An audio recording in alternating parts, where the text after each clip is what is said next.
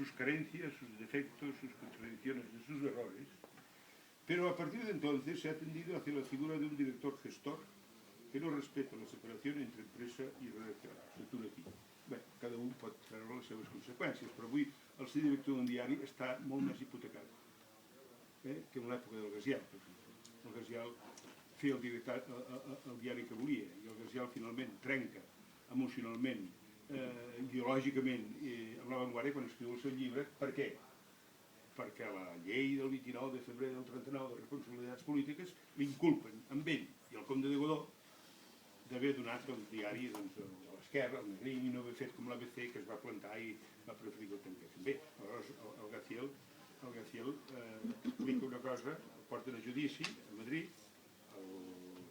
el Carlos Godó i el Gaziel, i aleshores diuen no. El Carlos Godó diu la responsabilitat era del periodista. I llavors el Gaziel presenta un paper, diu no, hi ha un contracte que diu que la responsabilitat és compartida. I aleshores, entre els Ferrans Valls Taverner i el Godó surt de la causa i el Gaziel és condemnat estranyament, entre altres coses. Bé, i aleshores passa el que passa, el Gaziel s'empipa i escriu el que escriu, que és una cosa feta en calent i amb molta vehemència, però que avui és un llibre de referències de La Vanguardia, com d'altres, com és el Puig Ferreter. Total, que jo vull felicitar els autors. A mi el llibre m'ha interessat, el tinc bastant subratllat.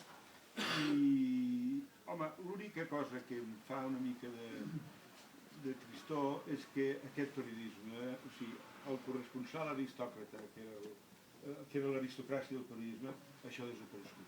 Això ja no hi és. Això ja no hi és, ni serà mai. Per una raó molt senzilla, perquè fins ara, o fins aleshores, tu anaves a un lloc i el primer que havies de preocupar-te és de veure com enviaries la còpia, o sigui, el que escrivies. I després escrivies el que volies, ningú et tocava res. Jo recordo el dia abans que el Nixon dimitís, el Zúñiga va enviar una crònica dient que no dimitiria, jo deia que sí, i llavors hi havia tota l'evidència de les agències, Associated Press, Reuters, el New York Times, deien que el Nixon dimitiria el 8 d'agost del 74, no sé.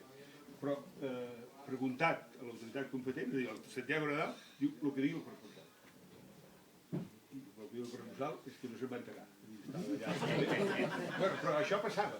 Però avui això no passa. Avui, quan vas a un lloc, el primer que has de fer no és com transmetràs, perquè en un moment ja et poses en contacte, sinó que diràs. I has de saber, a més, que sobre el que diguis, allà on ho envies ja ho saben. I potser ho saben millor que tu.